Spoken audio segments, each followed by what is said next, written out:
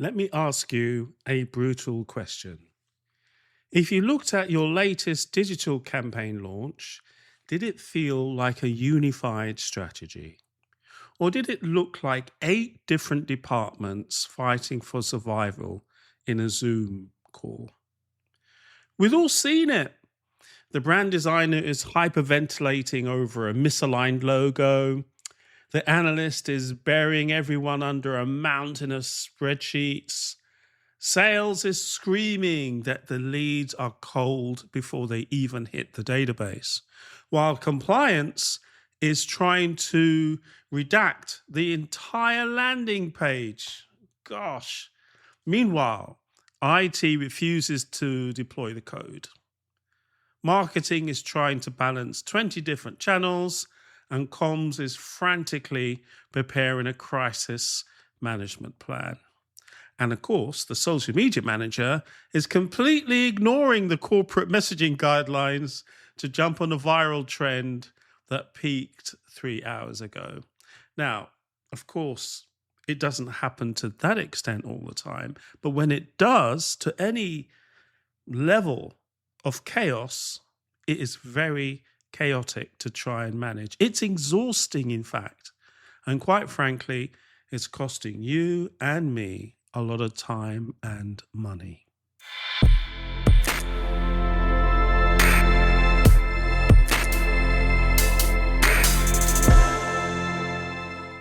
Hello, great to see you tuning into yet another Just Add Social podcast. Our resident social media expert is Clive Roach, and he is the host for this episode. Great. Thanks for the introduction, Aria. So welcome to this podcast. And here we're talking about the marketing orchestra. So this podcast is supporting a blog post that's recently published, indeed, about all these different office roles coming together. And if they work really well, you've got a perfectly sounding marketing orchestra striding to success.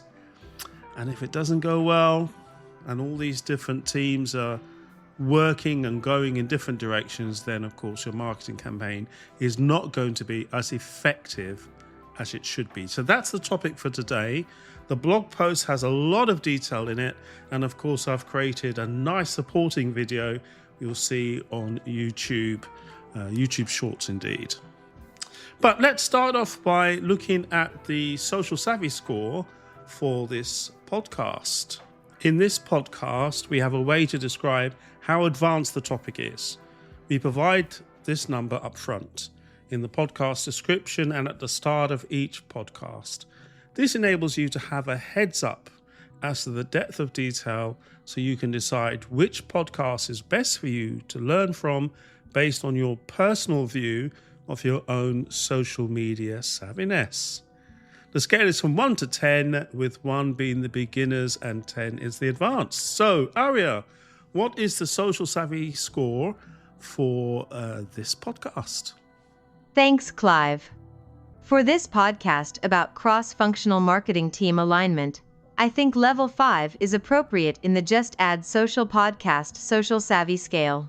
Level 5 is skilled in social media marketing, thus being able to tackle moderately complex social media marketing challenges. Thank you very much, Aria, for that. And we shall jump into Chapter 1, Just Add Social podcast. And this is called the analysis, the psychology in the silo. So we like to joke about these departmental stereotypes. Of course we do. We laugh at the no-sane compliance officer, and I get on quite well with most compliance officers that I work with, or the trend-obsessed social media manager. Yeah, I've performed that role. Was I always trend-obsessed? Well, a little bit. So when we look at the DISC framework, we see that your IT and analytics teams are hardwired for conscientiousness and compliance. That's what they're built for. That's their nature. They crave structure, stability, and empirical proof. Your sales and marketing and social media teams are driven by dominance and influence, of course.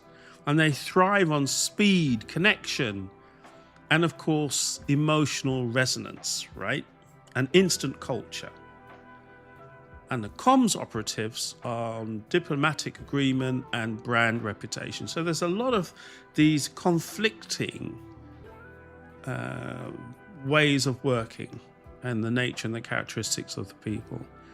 But when you isolate these personalities in departmental silos, you aren't just separating departments, you are creating these kind of, how do I say, like echo chambers of behavioural bias, right? So you can see it when you're in there and you start looking out of the box. You can really see, wow, we are so different from everybody else in the way we act and think.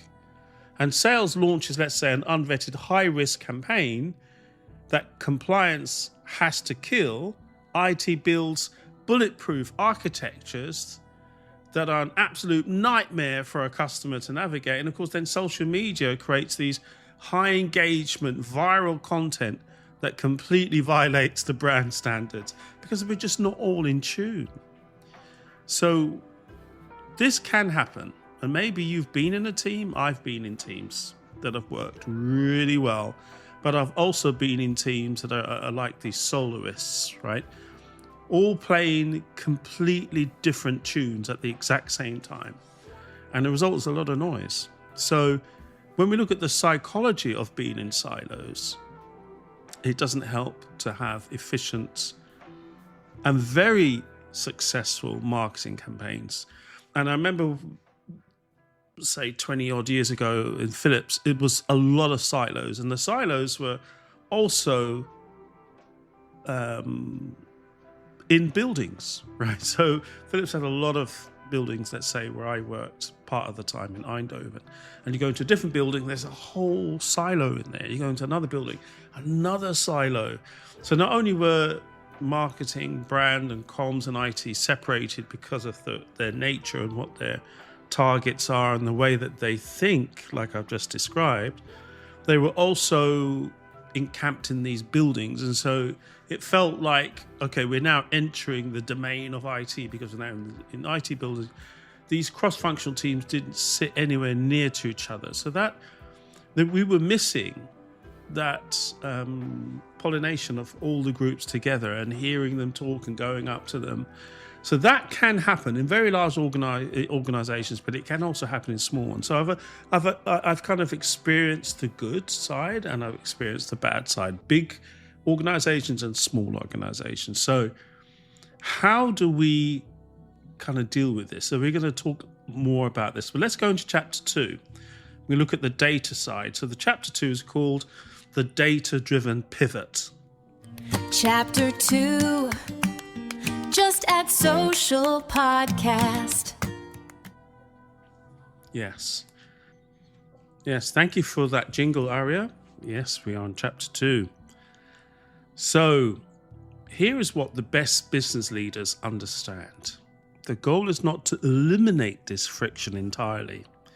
The goal is to operationalize it. Now, we see it also in many different ways, not only in work, but also in sport. And I watch football a lot, and you see sometimes there's an argument on the pitch between players, and you see the pundits and the commentators say, this is good. This shows that they care about it and they're going to fix that issue. So a little bit of friction is good in a way, and then that's what we mean in this sense. So study after study proves this. So the Harvard Business Review and McKinsey, and there's a link to the McKinsey report in the blog, have continuously demonstrated that organizations with high cross-functional integration achieve up to 19% faster revenue growth and 15% higher profitability. So we ask ourselves the question, why?